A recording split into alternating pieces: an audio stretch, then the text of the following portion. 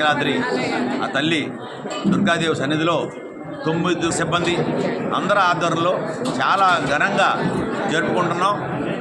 మంచి ఆయుర్వేదాలు ఇచ్చి ఆ తల్లి ఆ దుర్గాదేవి, రాముడు, లక్ష్మణుడు, సీత, ఆంజనేయ స్వామి ఆయన శక్తి వాళ్ళని ఈ రాష్ట్ర అభివృద్ధికి వారి కార్యాలు నిర్వర్తించారు.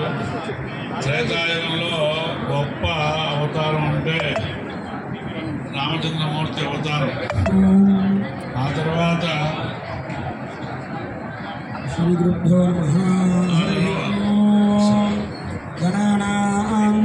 గణపతి